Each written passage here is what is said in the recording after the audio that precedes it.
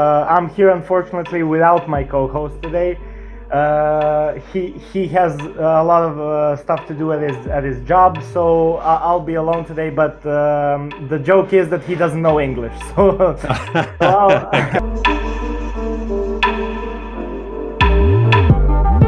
Dobrodošli u novu epizodu podcasta 675. Ova epizoda bit će kao specijal neki, pošto nam je jedna velika persona košarkaška, da kažem, Lee Ellis će nam danas, imat ćemo kao intervju, pričanje s njim. Lee Ellis je jedan od velikih TV persona u Americi i porazgovarat ćemo malo s njim danas o šta misli konkretno o košarci u Evropi, šta misli o Partizanu i Zvezdi. So, Lee, welcome and hello. You're coming from Atlanta with us today, right? I am. Hvala vam for the introduction there, Luka. Yes, in beautiful sunny Atlanta. That's awesome to hear, Lee. So I wanted to start off first. So as a TV personality that kind of, I would say, quit the whole NBA coverage kind of unexpectedly. So what made you transition to kind of something else in your career right now? Well, so traveling is always a big passion of mine, and so is basketball. And whenever I have traveled, if I see a court outside, I just like to turn up and start shooting around and maybe get a game in, depending on who's there. And I find that basketball is a very much a language in that sense, that it doesn't matter which city you're in, which country you're in. If you see people shooting around, most of the time, all you have to do is walk onto the court and people are like, let's either maybe have a shootout or play or just even have some fun. You don't have to be competitive. And when I traveled, this was kind of after COVID, everyone was kind of locked down. We didn't know what was happening there for a year or two. I was in Berlin and I was playing a game there, and I put some clips up on my Instagram account, and they weren't, they weren't great clips. It's not like I'm out there like Kyrie Irving crossing people over and hitting crazy shots, but something resonated with my audience in that they saw me just playing and having fun with people from anywhere. And so I got so many offers from people around the world who saw that and said, hey, come to my city, come to my town, come out and play. And the more I sort of started thinking about this idea and the more I tried to incorporate it, I just decided, you know what? I love travel. I love basketball. This is something that I think nowadays, especially with the way social media is and the way that people, can make TV shows and things like that, I thought maybe I can do this, and just see. And I felt the only way to do it was to really dive into it head first, not to try to do it as a side hobby or anything like that, because this is not something that you can just do on weekends. I mean, I'm traveling to various continents around the world to try to play and to try to have fun. And I'm hoping that I can turn this into a docu-series like on Netflix or somewhere like that. So it was really, I'd been covering the NBA as a professional for over 11 years, and I've been following the NBA ever since I was a kid. So it's been over 30 years, and I still love the game. I still love the NBA, but at some point I just felt that it was time to try something else. And, when you do these things, when you take these big steps, it's not easy. It's not clear how it's going to go, but I just feel that in life, you have to sometimes just dive in and try these things and see where it goes. Yeah, absolutely. I've been following the 2020 journey I wouldn't say from the beginning, but somewhere around the middle, I found out that you had went on and doing your own thing, and I started following since then. Kada pričamo o 20-20-20 turneji, Lee Ellis je dao otkaz na svom poslu kao NBA analitičar. Cilj mu je da obiđe svet, da poseti 20 zemalja, 20 gradova i da odigra 20 basketa. Za sad je obišao 17, jedna od tih destinacija mu je bila Srbija i najviše je oduševljen Kalemegdan parku, kao što će ispomenuti u nastavku, kao što možete vidjeti po njegovom Twitter nalogu gde mu kao cover stoji slika terena na Kalemegdanu. Uživajte dalje. I wanted to ask, so what's been like the most difficult thing about traveling? Like, is it difficult to get to some countries, to get the pickup in some countries? What have been the difficulties of that? It's really not hard to organize a game. Most of the time what happens is if I'm going into a city, I find someone on Instagram who's messaged me, or I message them and I just say, hey, can you help me organize a run? Can you just get some friends together, some boys and girls from around town, to come out and play, and usually it comes together just like that. And I always want to play outdoor because I feel that outdoor courts are really separate themselves from indoor gym. Indoor gyms are beautiful anywhere you go in the world, but I find that outdoor courts have just so much more appeal to me because I love being outside. I love being under the weather and under nature's conditions and playing, and it's been incredible. So the hardest part really has been more on a personal level, just being away from my two Fort boys and my wife. I've been away for 15 to 17 days on 2 trips, and that's probably as long as I want to be away from my family. So that's only really been the hard part. The rest of it really, in comparison, has been, I mean, I wouldn't say easy, but it's a lot more fun because you're out there in new countries and new cities, a lot of places I'd never been to before, and I'm having just a great time. And I'm playing basketball, I'm meeting friends, and those sorts of experiences for me are really fulfilling. And one of the best games I played at, or one of the best courts, was at the Belgrade Fortress there in Serbia. I mean, Kalemegdan Park is just the perfect place for pickup basketball. Those courts are really well maintained. It's an incredible setting there in the old fortress. You come walking into the fortress there. There's tanks and there's planes and there's cannons and things like that on the side. So you feel the history there of the city. You walk in, and that castle itself, or the fortress, is 2,500 years old. I'm telling you this as if you don't know this sort of information, but for me, growing up in Australia, which, a country with history, it goes back to the native people over thousands of years, but for the white settlers, when they came in, it's only 200 years or so. And so there's nowhere near the sort of history and atmosphere that you can create in some of those old Balkan countries. So I just had such a wonderful time there, met some incredible people. The Serbian people, everywhere I've been, the people have been great. But the Serbian people are very generous, very kind, and competitive too. I mean, that's the other thing about basketball is, like, it's fun, but it's also really competitive. And I've just had such incredible experiences.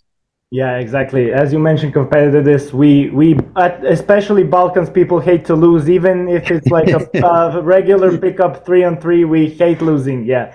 So you mentioned, I love that you mentioned outside basketball.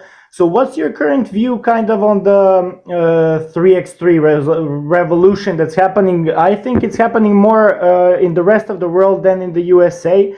Although I've seen like Jimmer Fredette started playing 3x3 more often. So what do you think about also, as I mentioned, playing outdoor here? A lot of kids have been also playing a lot of 3x3 outside. So they're basically changing the rules. They're playing because I remember I played this summer and kids would ask me, or other guys would ask me when we play pickup, are we playing 3x3 rules or are we playing like old rules? So what's your kind of, and it's also an Olympic sport. It became an Olympic sport, I think 2-3 years ago. So what's kind of on the pickup side growing more exponentially? Yeah, well, I absolutely love 3-on-3 for pickup basketball. I think it's a better format, to be perfectly honest with you, because when you play 5-on-5, which I'm used to, and a full court, you can often go maybe 5-10 possessions without even really being involved in the play. The ball doesn't really move around all that much. But 3-on-3, 3x3, you're involved in almost every possession, whether you're on offense or defense. And I really learned that firstly in Slovenia, in Ljubljana, with the very first run that I organized there. We had the beautiful courts, the Luka Doncic courts there, they're all set up. And I turned up and we had probably 15 guys, maybe as many as 20 turn up. So I just assumed, like, hey, let's just play 5-on-5 full courts so as many people can play. And everyone kind of looked at me like, what? No one plays 5-on-5 full court. No one. And I was like, oh, why not? And, it's like, well, it's all 3x3 here. That's how it is. It's just people play that. And then so then when I moved to Croatia and then on to Serbia, I was like, okay, I'm expecting to play a lot more of that. Now, there were times, again, actually at Kalemegdan Park, I played 5-on-5 because we had so many guys, and the courts, again, are beautiful. But everyone else was like, no, we would normally just play 3x3. And so, they adjusted for me rather than me adjusting for them, which I would have preferred the other way around. Anyway, so what I really like about it is it highlights team basketball so much more. That ball moves. It's not just a one-on-one contest between two guys who just try to outshoot each other, outscore each other. You pass, you cut, you move, you go backdoor, and people will find you there. And when you look at guys like Nikola Jokic right now, Luka Doncic, and in the past, Vlade, Page, guys like that, And Teodosic is another one.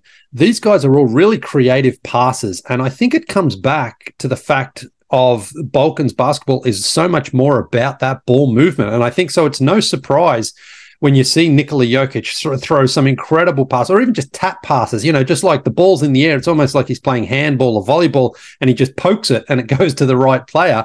But I think if you grow up learning to play that way by moving the ball, then it just filters through. So it's no surprise some of the best passes the game has ever seen have been from the Balkans region. I mean, it's remarkable. And so I really, really enjoy it. And this is the thing, I'm learning things about the game that I didn't know beforehand. I've been around basketball my whole life, and all of a sudden I'm like, man, I actually think 3x3 is better for pickup. I just think it is. You just stay in the game. It's really good for your cardio health too, because you're not standing, you're not walking. You're like, uh-oh. And I remember in Slovenia, at one of the first games, it was 5-on-5, as I said, but I was playing defense. And before I knew it, I looked around and my man had already gone underneath, sliced under. And I'm like, oh, man, I can't be here organizing a run and getting cooked on these plays by not playing defense. Everyone's going to say, look at this guy. He doesn't even play defense. He just wants to play offense. So really, really fun lesson and just a fun way of playing basketball. Yeah, exactly. I'm laughing. You mentioned the 3x3 runs. Me and my co-host actually we play semi-pro here in Serbia. We're like third or fourth league here. So we always play the 3x3 tournament in our town during the summer. As you said, we're like out of shape, out of form during the summer. It was just as you said, I'm turning around, he's shooting a three. I'm turning around, the other guy is just cutting behind door, and I'm just like, I can't. I'm exhausted. It's a lot more energy consuming than 5-on-5. 5-on-5, you can go. I'm gonna take a possession off. You dribble, pick and roll. I'll just be in the corner. But here you got a lot of movement. So I wanted to ask. I saw like there are 3 countries left for you. Am I right? So what places are you looking at, or do you have the specifics of where you're going next? Well, the 3 countries will get me to 20, but that was really only the initial goal. The fact that I'm already there now and I have so many more options and offers out there, I'm really just going to keep going because the 20 this time last year when I set off, I was like, man, am I going to be able to do this? Am I going to be able to, is there going to be any interest out there? Are people going to ask me to come out and play? And the fact that I've reached 17, I'm going to be at 18 next week in Mexico City, has really given me that motivation and inspiration to just keep on going. And I'm not like just going to places once and then that's it. I mean, I'll be returning to some of these places because they've been so much fun, not just from the basketball standpoint, just from the traveling and the life experience standpoint. So where I am right now, I'm trying to, again, get somebody to come on board who can help produce it and turn it into more of a documentary type series so that then I can finance it and then I can just keep on going. But there's certainly no shortage of offers and I don't plan on stopping anytime soon. I'm gonna keep going as long as I can. And if I can generate some revenue out of that, then that will allow me to sustain it. And on top of that, I've been doing some work with EuroLeague. So I'm hoping to be back on the continent, several times over the next EuroLeague season anyway, attending games and being involved there. So, there's no real like endpoint right now. It's more about if there's interest from people out there, I'm just going to keep on going. Love it. Love to hear it. Like, as we transition into the EuroLeague, I wanted to mention before that, me and my co-host, as I mentioned, we're planning on gathering all of the guests we had. We had like some guests that played Euro Cup. We had a guest that's playing in the EuroLeague right now for Crvena Zvezda. We had like a couple of guests, all of them different positions. So we're planning on picking them all up for a crazy run next summer. I'm definitely gonna try to book you next summer to come for that, and it will be like a charity thing. We'll set something up. So hopefully we get a run in sometimes in the future. Well, I'm already in. I'm in. Whenever it is, whatever dates, times, I'm in. If it's a trip to Serbia, Belgrade, don't have to convince me on that. So I'd love to hear it. So as you mentioned, EuroLeague coverage. You were there, the first ever like EuroLeague derby, Partizan versus Zvezda. So what were your the first kind of experiences with with that kind of there was a lot of history behind that match. It was the first match ever in the EuroLeague, first time ever that season that we both had both Belgrade clubs in the EuroLeague. So what was your kind of experience going to the arena, and you were front court seats? What was your experience then? Yeah, well, I mean, I'd obviously seen and heard a lot about that matchup. You know, I'd seen those clips on YouTube of the crowd just, you know, it's like that big wave. It's almost like a big South American football stadium, like in Argentina or something like that. And the flares going off and there's flags and everyone's going crazy. And so I was really excited for it because despite seeing that, you know, in life, if someone says to you like, hey, you got to check out this movie, you've got to go to this restaurant, you got to go here. If someone hypes something up so much, it's very hard to actually live up to that hype. You know, usually it's kind of like, oh, it wasn't quite as good as that person said it was. Well, this is how I sort of felt going into the derby there between Zvezda and Partizan. And I was like, is it actually going to live up to it? And I could not believe how it exceeded those expectations, because over an hour before the game, the fans were singing and dancing and chanting and cheering and getting into it with the Zvezda fans up in the. They did have a small section. There was some talk about they wouldn't even be allowed in, but they did have a small section there. And I was like, this is. I mean, the game doesn't even start here for like 85 minutes, and the fans are already at this high energy like level. And I'm like, are they going to be able to sustain this for the entire game? And again, it just got bigger and bigger and bigger. And when Obradovic came out, the coach, it was just like, oh my God, this is like it's the championship game, and it's only the first regular season meeting here. So I had such a it energizes you. Like you can't be there and not feel the game. I mean, I wasn't cheering for either team. I mean, you just sort of can't pick a team and say, I'll go for them. You know, you just want to sort of be a neutral and be a part of it. And I just had so much fun because the game itself was incredible. And the fact that Zvezda stole it at the end, I was like, now is this going to get crazy? Is people going to, is it going to maybe turn into a riot or anything like that? But it didn't at all. The Partizan fans obviously disappointed, but they didn't then make it into some sort of dangerous environment where it's like they couldn't accept the loss. It was like, damn, we lost that. Okay, but let's not, start rioting and throwing bottles at each other or anything like that. So I was really impressed by just how the game was competitive and fun, and the home team lost, but it didn't then, that wasn't just an excuse to be like, now we can just go and trash the place or anything like that. So I had such a great time. I tried to get back for the last week's game in the EuroLeague as well. Unfortunately, I couldn't get there for it, but I certainly I'm planning on returning to Belgrade for another derby game, because it's one of those ones that if you're a basketball fan, doesn't matter where you're from in the world, that one has to be added to your calendar. I know in Athens, there's a huge one, Panathinaikos and Olympiakos and Fenerbahce and Besiktas and teams like that. They're huge as well. But I don't know, I don't think there's probably a bigger one than Partizan and Zvezda. I think that's probably going to be the most intense one. And I just think everybody needs to experience it in person, because, again, what you see online is awesome, but what you feel in person, it's a whole different experience. Yep. I can second that. I'm a huge Partizan fan. The co-host is a Zvezda fan, so we kind of bounce off each other. Oh my god! Oh my god! So now I'm talking Partizan perspective. I'm gonna get probably hated in the comments a little. But yeah, as you mentioned, I kind of like to compare it the way superstars I know have that mentality. I remember MJ in the NBA had a mentality like, I'm coming to play, like it's like somebody in the stands is here the first time watching me. I think in Europe, fans go to the game with the mentality, this is the last game I'll ever watch, and I have to bring the energy every time, because I went to only to 5-6 games last year, because I don't live in Belgrade, so it's kind of difficult for me. It's a 3-hour ride till Belgrade for me, but some important games I like to go.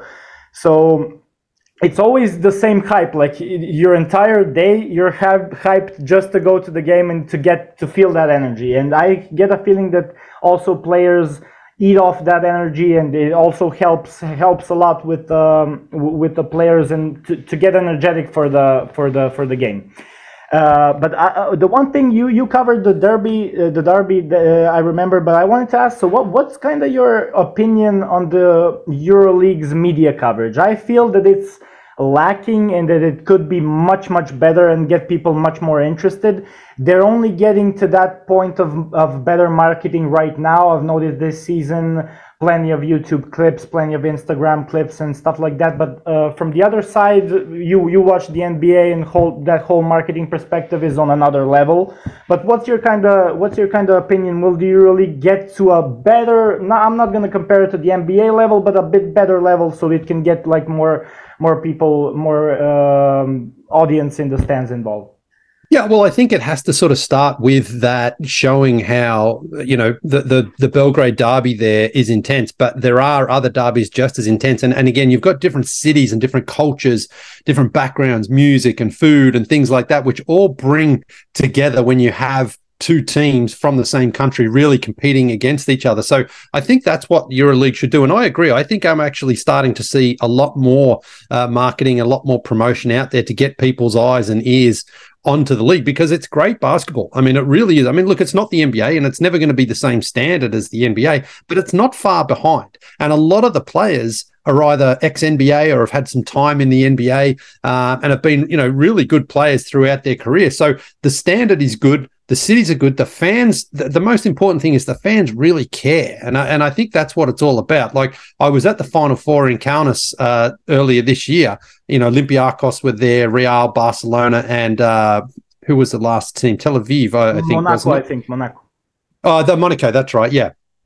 And so what happened was, all these fans came out and really supported their team and brought energy to a neutral venue. And I think that just shows the passion for basketball in Europe. I mean, people will travel for their teams. I mean, the Olympiacos fans drove up from Greece after they beat Monaco in the semi-final there, and they brought such great energy to the city. So that's where I think EuroLeague has a real advantage over the NBA, that the NBA is only American-based, obviously, whereas EuroLeague can bring together so many different cultural parts of Europe. And so that's what's really important. And for someone like me who's really fascinated and interested in travel and different cities and different cultures, I love that. I would love to go to every game in every city just to see what the differences are like there and to get a chance to experience. And maybe I will. I mean, hopefully, if things work out here with EuroLeague, I'll do a lot more of that stuff, because I think it's important to just see how it varies from Turkey to Greece to Serbia.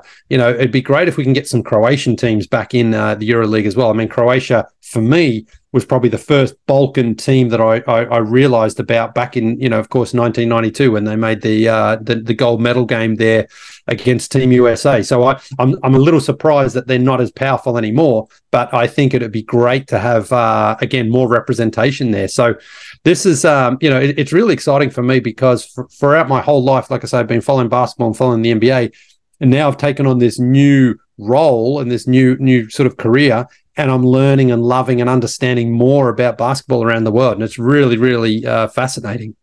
Yep. The one thing also I wanted to mention, since the media coverage, I know Basket News. I don't know if you're aware of them. Three, I think, Lithuanian guys. They did some coverage on the derby that happened a couple of days ago, the EuroLeague derby, and they mentioned recently in their podcast just a couple of days ago that some players are restricted by coaches to have certain interviews or deep dives about the game. So that's the one thing we have to kind of transition to the NBA side. We need players to be more and more available, to be more and more centered around the players than around the teams, because the whole team factor is very important. But I don't want to mention, but we had like a player come to our podcast, and we're not allowed to publish that episode because of some technicalities. So that stuff needs to be centered around. More focus needs to be centered around the marketing of the whole players and the league, because the league, as you mentioned, is growing exponentially. And this is kind of the segue into my next question, because what do you think about mainly better and better players coming to the EuroLeague? So we saw now Kemba is in the EuroLeague. Kendrick Nunn just signed with Panathinaikos. Even when Mirotic came back, people were kind of shocked. Why did he came back? He was a good role player. So do you see more and more players? Kaminsky this year for Partizan, for example. Shabazz here is on Zvezda. So do you see more and more kind of solid caliber players coming to Europe to have more of an impact and play in front of incredible fans? Yeah, well, I think still players as they're growing up, the NBA is going to be their number one goal. I mean, you want to go and play for the Knicks or the Bulls or whoever like that. But again, you're seeing players now understand, like Kemba, he's still a good player. He's a very good player. His NBA career kind of petered out in the end, but he's still got a lot of left in the tank there. And the fact that he's going there just shows other guys like, hey, man, you can honestly, again, you're going to live in Monaco. So it's not like he's going to live in, in the middle of nowhere there. And then I think, again, on top of it, if you promote the game and just show how passionate fans are, people want to play under those environments. I mean, you talk about the energy there in Stark Arena. Now, it doesn't, just because the fans were predominantly Partizan, they're bringing energy. That energy still feeds both teams. Like, you still play with that adrenaline there. So that to me becomes, if you're an NBA player and you're, say, maybe 9th or 10th guy on the bench and you're not getting many minutes other than sort of garbage time, well, you might be able to go to a team in Europe, get some more time, get some more play, and also go where fans really are caring about what you're doing and about the game. And I think that's what it's about. If you go to an arena and it's dead, it's like, well, I don't know if this is really worth it. But if you go there and get to experience, what you've seen online, I think to me that is really, really appealing. But I don't think it's ever going to get to the point where a guy who could be a number one pick in the NBA draft is going to choose Europe over America. But that doesn't mean that people at some point won't consider coming to Europe if their NBA career isn't going the way it's going. So, and I think it's also life perspective. I mean, I'm coming now as a older person who has been around for a long time, and I find the appeal of new things and new cities and new destinations really attractive. Some people don't like that. They like sort of what they like and what they grew up with and what they are familiar with. So it just sort of depends on where you are in your life stage and what's on offer. But the fact that, like I say, Kemba, Mike James is still there at Monaco. He's been playing really well for them. Guys are having really good success playing in great cities and traveling around and getting a life experience. So I think you're going to see a lot more players feel at least a little bit more comfortable going to Europe, because it's not like there's no internet or phones or anything like that. You can stay as attached to your family as you need to. But an opportunity for a couple of years to live in one of Europe's most, best destinations, I think is very appealing. Yep. So do you find the EuroLeague to be like the second best league to the NBA? I would say so, yes. I mean, I can't really think of a league that would be better than the EuroLeague. I mean, I'm sure in South America there are some. The Asian leagues I don't think are better. African leagues I think maybe at some point could be, but I think there's some sort of infrastructure and development problems that they have there. They haven't really been able to figure out, and it's just such a big continent. But when you look at that Real Madrid team that won the EuroLeague last season with Sergio Llull, Rodriguez, Rudy Fernandez, I mean, those guys are vets who have been around forever. And they play. A lot of them have played in America. I know Sergio Llull never went. Everyone wanted him to go, but he never went. But Fernandez and Rodriguez played there, and they were really, really good. So I would say, outside of America, it is the best league. One thing I want to mention. So kind of in the NBA, I get a feeling that the EuroLeague isn't getting enough traction as it should be. Like now, players like Vezenkov, who was the MVP last year, is transitioning and looking in the first 3-4 games like a solid role player for the Kings. Micic is on the Thunder. I don't see him getting a lot of minutes, but a lot of players are transitioning easily or easier than, for example, as Teodosic went. So what do you think? Why is the USA not noticing these players earlier? Or I kind of get a feeling that the US doesn't treasure the EuroLeague as it should be. It's not looking at it like a serious league. Even when Luka Doncic was making the transition coming into the draft, many people were like, "Oh, he was the MVP of the EuroLeague, but is he gonna transition well?" So, what do you think? Kind of there. Why is that going on? Yeah, I mean, I don't know if there is one specific reason, but what I will say is that if you look at guys like Jokic and Doncic, go back to Dirk Nowitzki, Tony Parker, the Gasol brothers, they went to the NBA when they were a little bit younger. And I think then you're able to sort of develop and learn the American game a little bit better. Guys like Teodosic, an incredible player, but by the time he came to the NBA, he was at a different stage of his career. So I think it's just a little harder to sort of get in and be the type of player we knew him to be from Europe. And I think there's a few other examples out there of guys who, like Jorge Garbajosa, for example, he came over. Now, he had an injury. He was a great player in Europe, but he just wasn't able to have that same imprint on the NBA because he came over a little bit later. So Vezenkov, I mean, look, it's been really good for him so far, but he's also a little bit older. So I don't see him doing much more than just being a role player, really, for the Kings. I don't think he's ever going to be, obviously, the number one option there, but he can really fill in, kind of like Joe Ingles, Australian Joe, but he spent obviously a lot of time in Barcelona and in Europe there. Where you are a good defender, a guy who knows how to pass the ball, can shoot the three-pointer and do all those things and make contributions, but not be the sort of guy that Luka Doncic and Nikola Jokic have become, because they've had real time to grow and develop in the NBA. So I think that's really all it comes down to. If you get drafted early, maybe, and if you can stick around, then you can become more effective. But if these guys who get drafted, or not drafted, but brought over a little bit later, excuse me, you're just at a different stage of your career where you're not really, the team is not going to be built around you like it is in Denver and Dallas around those guys. But look, again, the last 5 MVPs have all been non-American born players. I think there's a good chance we're going to have another one this year, whether it's Doncic or Jokic. Even if they don't, those guys are going to be in the top 3 or 4. So, more and more scouts are going to be in Europe in the sort of younger leagues, looking at the kids who are 15, 16 and seeing if they can find the Doncic, seeing if they can find the Jokic, because, I mean, it's hilarious to me that both Doncic and oh my God, I can't say their names. Jokic and Doncic, neither of them are great athletes. They're not big, muscly, super fast guys, but my God, they can play and they know how to pass and they know how to hit the right shot, and they're never afraid to take the big shot or take on the big play. So, they're basketballers more than they are athletes in that sense, and that's really, what you need. You need guys who know how to play without necessarily being the biggest guy in the gym. Yep, I agree.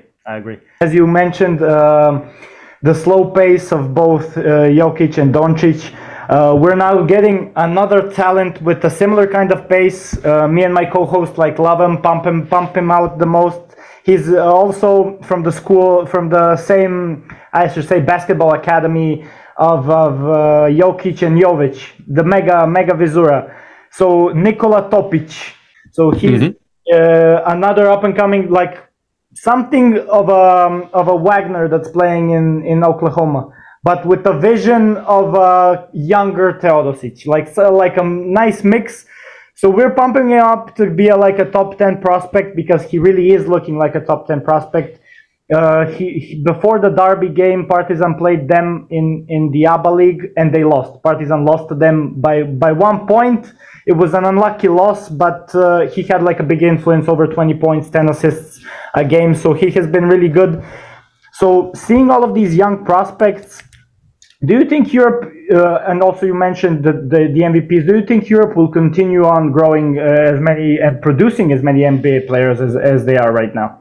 Yeah, you only have to look at the World Cup that we just had. I mean, it was Serbia versus Germany in the final, and Serbia was without Nikola Jokic, and I know there was a few other players as well. Bogdanovic did play, but there was a couple of other guys that weren't playing that could have easily played, and that to me shows that this American team wasn't the best American team, and you've sort of seen the reaction that Kevin Durant and Steph and LeBron have all said, we're going to Paris next year because we want to get our standing back as the best nation in the world. And I think that's great. That's what everyone wants. I want to see the best American team go up against the best German and Serbian and wherever the players are from, because then you get a real idea of where basketball stands. Right now, people will still sort of point out, well, it was a weak American team and, this and this and this and blah, blah, blah.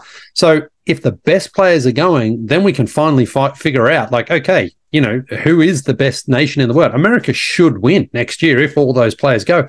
But either way, I want to see just how different it is on that international stage, because I think one of the big advantages the European teams have is most of these guys have played with each other on national teams since they were kind of like 14 and 15 years of age. So by the time you get to your, late 20s into your 30s, you've got 10, 15 years of international experience playing together with these guys. And I think that makes a huge difference in the international game. And I think you're seeing that. And then added to that, guys like Dennis Schroeder and Daniel Theis for Germany, they've always been role players in the NBA, but when they put on their national team colours, that's when they really start to show a new part of their game. And I know that just being an Australian, seeing Andrew Bogut and Joe Ingles and Matt Dellavedova and Patty Mills, when they're wearing the green and gold of Australia, they play at such a high level. And, Australia won a bronze medal in the Tokyo Olympics a couple of years ago, first time ever. And that, all those guys on paper are not stars in the NBA, but they're very, very good players. So I think European basketball is definitely going that way. And you're going to see, like Slovenia this year, of course, Doncic couldn't quite get it done there, but they've been very, very competitive. They won the Euros in 2017, I think it was. Slovenia won the Euro Cup there. Yeah. So, there's powerhouse nations all over Europe, and the pride that the players take when they play for their country is really, really huge too. You just see it out there. It means so much to those guys. That's why, I know Jokic won the NBA championship this season. I was a little surprised though he didn't suit up for Serbia for the World Cup, because I thought he was going to, but he earned a little bit of time off. I'm sure he'll be playing in Paris anyway there next year. So we're going to see that. But European basketball is always going to be on the international stage like that, a very, very tough opponent. And we've seen it in the past with Spain. They're sort of a little bit past their prime now with the Gasol brothers and Fernandez and those guys. But, Argentina's another one. Argentina was the golden generation there when they won the Olympics back in 2004. That was Manu Ginobili and Luis Scola. Now, they've sort of hit a bit of a rough patch now. They didn't even qualify for Paris next year. But, basketball around the world, men's and women's, is really raising its standard across the board. And as a basketball fan, I think it's really, really fun to watch. Yep, I would agree. It's such an experience, as you mentioned, the World Cup, seeing like all of these crazy players show up. Even Ronda Hollis Jefferson went on a tear by his own. Yeah, it's crazy to see the different types of players show up, and it was really a treat for somebody who likes basketball. So I wanted to ask, have you noticed while you transitioned more into European and global basketball? So did you notice more fundamentals and more very solid plays on the realm of EuroLeague and globally around basketball? Well, again, I think a lot of it comes back to the fact that in 3-on-3, you just have to pass the ball, and that is more of a focus, and you don't have to be a great athlete necessarily. But so many guys as well, and girls that I've played with, just have got a shot on them, whether that's even mechanically the best shot, but they get the ball and it's up and it's in, and you're like, man, these people here, again, the focus appears to be more on just being a good basketball player rather than necessarily being the best athlete you can be. I think there's room for both. I think you can, being a better athlete is going to help your game. But ultimately, it's about how smart you are and how you apply your smarts to playing the game. And so, it's really good. But it's also, again, it's that fun competitiveness that I like, where you can go out there and play a really intense game of pickup. But when it's over, and there's no one trying to fight each other. There's no one trying to change. Oh no, that was a foul. No, you cheated, you traveled, whatever.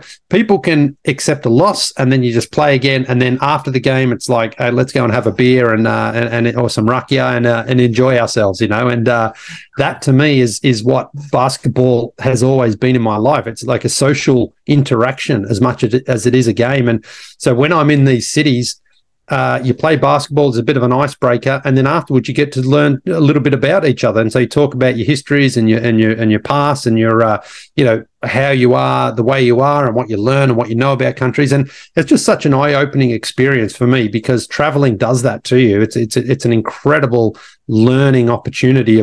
You learn about yourself, and then you learn about other parts of the world. And so, I just find that it's so fulfilling as a person to be able to go to different continents and different cities and countries and come away with it with a real, full cup of life experience. And so it's great. And the funniest thing is, like in Belgrade, for example, the very first meal I had. So I'm not a full-time vegetarian, but I try to eat vegetarian meals as much as possible. And I sat down at a restaurant and I said to the lady, she gave me the menu, and I said, "Do you have any vegetarian options?" And she just went. And then she said, "You can have chicken if you want." And I was like, "All right, let's go with the chicken. That's close enough." So, but again, it's just funny that, I'm trying to, it's a new thing I'm doing in my life where I try to be a vegetarian. There's some parts of the world, it's like people don't even consider really that as an option. But again, it's just funny seeing the look on her face, because it's like, I'm sure she deals with a lot of tourists, and not many just ask for the vegetarian menu. So she, but again, like that's why you travel, because it opens your eyes to things that you just don't know about until you go to these different places where what's normal for you is not necessarily normal for anybody else. Yep. I agree. Yeah, the cultural differences. Yeah, it can really be. They can really be noticeable even with some close countries in Europe. Yes. So as I'm in the kind of the catchphrase part. So did you have maybe the chance to go to say confidence, baby, confidence on Rolando Blackman at the free throw line, Zeke in the background talking trash, and Rose sending the game to overtime, screaming, "Confidence, baby, confidence!" in some pickup game that you had? Well, not specifically that phrase, but my run at Calamagdan Park was so good because for me the weather was perfect. It was about 14 or 15 degrees. It was a clear day, so it was nice and cool. So you run and you feel that coolness. And then as the game ended, I got the most perfect sunset you could possibly imagine. So the court gets lit up by the sun falling, and it made for the most spectacular photos. There was a light on there in the court as well. And so, I just come away from it going like, I'm just so glad I came here to play. And the guys, we had a beer and stuff like that. A few of them had to leave, of course, but some of them stuck around. And then the following day, it was actually Serbia versus Turkey in a World Cup qualifier at the Zvezda Arena there. So I went to that game, and so I got to experience a national game while I was there. So, the guys and the girls that I played with, I mean, it was so much fun meeting them, and they all, they were talking a bit of trash, they're having a bit of fun. But then again, like I was saying before, it's competitive. So you're playing to, you're sort of playing to win, but you're ultimately playing to have fun, and people don't take it easy on you. You're out there competing and they want to win too. And so, all those experiences combined just leave you feeling really grateful for the opportunity and the fact that people would actually come out and support what I'm doing by playing basketball, because it was a Sunday afternoon. And so, I know people have got kids and their families and their lives and their own thing, but instead they turned up and played, and I was so grateful that people gave me some hours of their time to play on the most beautiful courts. So, it was just a great all-around experience. Love to hear it. Love to hear those experiences from foreigners when they come here. Love to hear those experiences, especially when they have basketball involved. Love to hear it. So kind of at the end bit here, I wanted to mention a little NBA. So a quote here actually from you from the NBA, from the Wall Street Journal, says that let me not mess up the quote, that some superstars just don't inspire you anymore. So there in the quote, it mentioned James Harden, it mentioned Kevin Durant with some stuff that was going on back then. So what do you think about the current NBA? My opinion is that the stars are getting a little too much leeway, too much freedom to just say, "Oh, I don't want to play here anymore. Get me out of here." So that's kind of not the situation in Europe, and you're kind of well aware of that. But do you think like the players in the NBA have a little too much freedom at this point? Because even yesterday Harden was traded at the end of the day. So what do you think the current situation in the NBA is with generally with the freedom of players?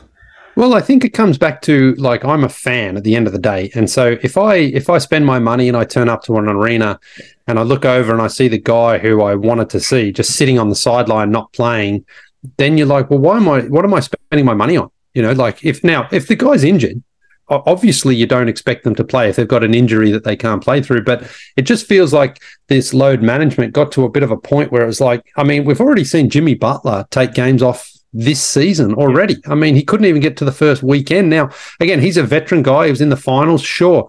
But he also is one of those guys who likes to say, you know, I'm the man. I go out there and play. And he needs a break already. So it's a little bit insulting for the fans who pay their money. They want to see their stars, and the stars are just choosing not to play. You know, there's a big difference between that and being injured.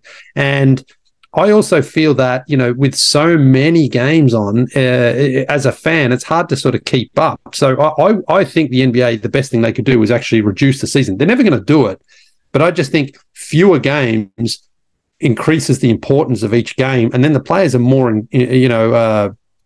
invested in playing every game. I mean, I think that's what you need to try to do. But if you play 82 games, and guys are going, man, I'm not playing 82. I'm only going to play 70.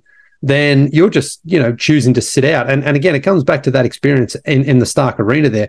I mean, I can't imagine a player not wanting to be a part of that environment. That must be the most amazing atmosphere to play in, you know, because every single time you touch the ball, someone's either cheering or jeering, depending on which team you're on there. But wouldn't that just be the most amazing feeling to play with fans hanging on every single possession like that? So, you know, I think that's where the NBA needs to sort of, you know, make sure the players understand you've got to play every game unless you're injured. And look, if you get to game 80 of the season and you've already clinched the playoffs and you can't really move around, okay, maybe you take a game or two off then. That's fine. But 3 games into the season, you're taking games off. When you're an analyst like I was, it's hard even to analyze the team and the game, because it's like, well, hang on, we can't count that game we just saw because the guy wasn't even playing. Now, is he going to play next time? Maybe, who knows? And, you know, I think that's where I got a little bit, you know, sort of worn out from it, because I'm looking at teams like the Oklahoma City Thunder who would trade for Kemba Walker and Al Horford and then send them home. And I'm like, so if you're not even trying, what's the point of even watching?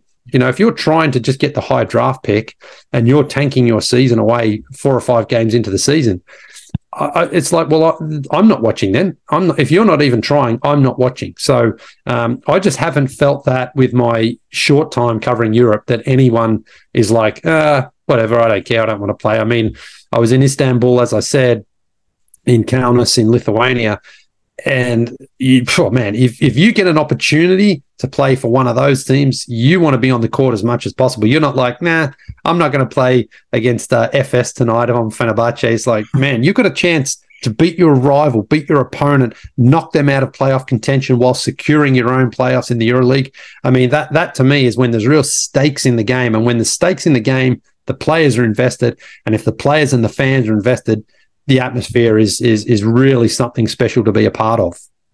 Well, do you think, like, this just popped up in my mind right now, some domestic leagues, the EuroLeague doesn't have it, the EuroLeague gives away licenses, like you can't fall out of the EuroLeague, but domestic leagues mostly have it. If you're like in the top 4, you fall out of the league. So do you think some kind of NBA, the draft really doesn't do my theory any favors, because people tank to be last and have like high chances to get the first pick? But with some like dropping out of the league or some punishment, I think the NBA lacks punishment for those teams that are just tanking. They just want to lose. Yeah. Well, that's where I would actually say if you finish last or second last, you don't get a draft pick, because then, you know, the incentive right now is have a bad season and you might get Wembanyama in the draft next year, which is the worst thing to do. You should make it like hey, Wembanyama is coming into the NBA next season. If you finish last or second last, you won't even get a chance to draft him. That's where I think, and then on top of that, I wouldn't make it that the team that finishes third and fourth last get 1 and 2 pick. Everyone goes into a draft. So everyone goes into a pool. So you pull out teams like that. So then you can't just basically say, well, if we lose, we'll get rewarded next season. And that's where, the NBA is bringing in this mid-season tournament, which is trying to sort of rectify some of the dullness of the regular season. But I think the incentive needs to be, if you are bad, you don't get a draft pick to compensate for the season you had. So this means you have to be competing all year round, and the general manager and the owner can't just trade contracts for expiring contracts and things like that. You've got to put a competitive team out on the floor every single night. And if you don't, and even if you do, someone's going to miss out on a draft pick, and that's fine. That's the way it should be. This sort of like, hey, man, yeah, you won 10 games. Great. Well, now as a reward, you get the best player who was available. I think that's bad. And these are the things that have come to light, I think, over the last 10 years when you see teams like Philadelphia with the process, making no effort to even be competitive for 3 seasons there. Now, they got Joel Embiid and Ben Simmons and Carter Williams and Jahlil Okafor and players like that out of it.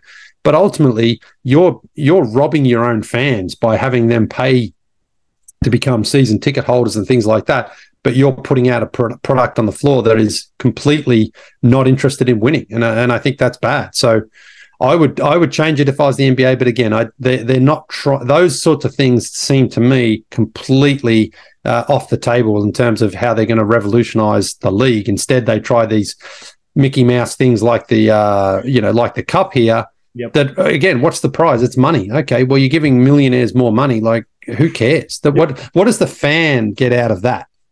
Whereas imagine you're like, oh my God, our last 3 games of the year, we've got to win or else we don't get a draft pick. You got to, you want to get there and support our team so we get that draft pick. I think that's a better way of doing it, but I don't see it happening.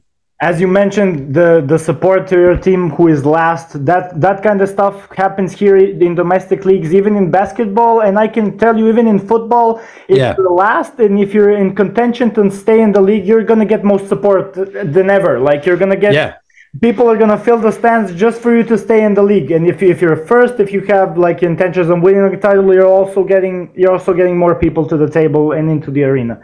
So that's what I learned from living in London. I didn't even know that promotion relegation existed until I lived there. And then you see the battle for relegation is all season long. Teams are doing everything they can to avoid it. But that's what you want. You want the team. Imagine the team that finishes last in the Premier League says, well, you can sign Cristiano Ronaldo now next season, or whatever. You know what I mean? Like the best up and coming talent. That would be just a ridiculous system. So that's where I think, basketball could really learn from soccer. Yep, I agree.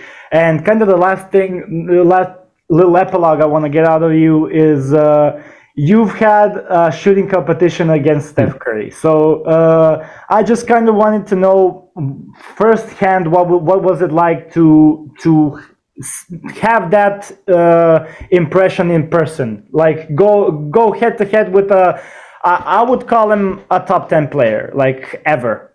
Best shooter of all time, no doubt. So what was kind of the impressions you caught him? I can't remember which year it was, but what was kind of your impression back then? It was incredible because, I've made this comparison to people before. It'd be like being on a football pitch with Lionel Messi and, having free kicks with him and stuff like that. And that's exactly what it was like. I mean, Steph Curry is one of the most sought after athletes in the world, one of the most famous people in the world. And I'm just on the court shooting around. And it felt though I didn't feel nervous or anxious or anything like that. He's a dad. I'm a dad. He loves basketball. I love basketball. He's a good shooter. I'm not as good as him, but I'm an okay shooter. So it didn't feel like I was out of place or out of my depth or anything like that. It just felt like a couple of guys just shooting some hoops together. And that is what is really, really cool about the whole experience is like, for me, my whole life had sort of led to that point where I was like, I'm not I'm not like, oh my God, this is, Brad Pitt or George Clooney or anyone like that whose field of work I'm not familiar with myself. But instead with Steph, it's just like, well, this is what I do too. I just shoot hoops too. Now, I'm obviously nowhere near as good as he is at it, but I love it as much as he does. In terms of our passion for shooting and playing, we're at the same level. He's just a whole lot better at playing basketball than I am and I ever will be. So, but the other thing about Steph is he didn't at any point make me feel like, hey, what are you doing here? You don't belong here. Like, oh my God, I have to do this media thing, like whatever. Steph was just like a regular dude, honestly, like you and I are talking right now. It was no different. And that what I think is a real testament to the way Steph was raised and the type of person he is now, where, this is the guy who's like got everyone in the world wants to learn to shoot like him. And I had 35, 40 minutes of doing just that, just shooting around with him. And it's a memory that I treasure forever. And I love talking about it. I'm glad you brought it up. I haven't spoken about it for a while. So now you're taking me down memory lane again. And I never get sick of talking about it because it was such a cool experience. Yeah. That's kind of the one thing I wanted to mention at the end.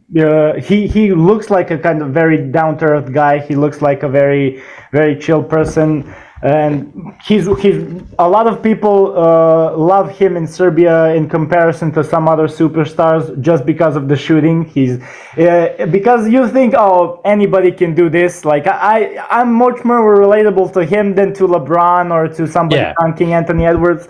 Everybody's much more, oh, he's just shooting the basketball, but he's shooting at an incredible level. So people like to compare themselves to, easier to compare themselves to Curry or something. Well, and in that sense, like no matter what I could ever do, I could never dunk like LeBron. I just couldn't, physically, genetically, you can't do it. Now, not that you can ever shoot as perfectly as Steph, but you can at least shoot. That you can do that part of it, which is what Steph's strength is. I mean, Steph can dunk, of course, but he's not known for it. So the shooting feels a bit more like, well, I can get a little bit closer to him than I'll ever be able to get to LeBron as far as dunking the ball. And that's where I think the difference is. Same with Michael Jordan. I mean, everyone sort of, in my era, grew up watching Michael Jordan. You're like, man, I'll never be able to dunk, but maybe I can play as hard as he can. Maybe I can be as passionate about the game as he was, and only reach that level rather than ever being able to feel that you can maybe, because I know what it's like myself. Sometimes you get hot shooting, you hit 3 or 4 threes in a row, and like, well, this is what it must feel the same for Steph when he gets hot like this, even though, again, not in any way trying to compare, games to his, but in terms of that feeling and that experience, I think it's probably, not far off. Yeah, that in the zone feeling. Exactly. Yeah. Exactly. Yeah. I know it. I've played, as I said, semi-pro. My last game was this Saturday. I shot 1 from 9 from the 3-point line, and I'm kind of a good shooter. I like to tell myself that. You can see that I'm not. Well, the thing is, I've been there myself, and the only answer is you just got to keep on firing away, man. One day you'll go 8 for 9, and you'll go, now I've figured it all out. I've got it. I bring the Dion Waiters exactly in my mind. Yeah, you're just going to 100%. 100%. I'm the same. I'm exactly the same. Love to hear it. So yeah, that to leave out the outro. So thank you, Ellis, for coming out, for coming. Hopefully, for the next interview, we can do it live. Anything you got to say to the fans, to anybody? Here you go. Well, again, I'm very, very, I have such a great affection for all the people from Serbia that I've met. I've unfortunately only been to Belgrade. I know there's so much more to the country than just Belgrade, and I hope to return very soon. I can't wait to get back to another game there at Stark Arena, but more importantly, or anywhere they play, of course, I know that's Partizan's home court there. But also to get actually also in the Stark Arena this season. Yeah, this season. That's right. Yeah, and I can't wait to get back to Kalemegdan Park and play there again, because that as much as I love my own career following the game, I love playing it even more. And I'm going to Kalemegdan Park, even if it's in the middle of winter. I'm going to be out there shooting around. So hopefully I'll be there, and some people can come and join me and bring some rakia. love to hear it. Hopefully some fans come. You heard them, guys. If any time we'll be reposting if Lee ends up coming to Kalemegdan again. We have a lot of fans from Belgrade. we'll call them out, and hopefully me and my co-host will join. Yes, and in fact, I'll tell my friend Alexandra Radivojevic, who I'm sure you know. I'll tell her to make sure she puts it on the sports news there, so she can tell people and hopefully get a big audience to come out. Love it, Lee. As I mentioned, thank you. Let me do the outro in Serbian. Ljudi, hvala svima koji ste gledali za sada. Subscribe-ajte se, udarite neki komentar i to je to za danas. Vidimo se. Ćao.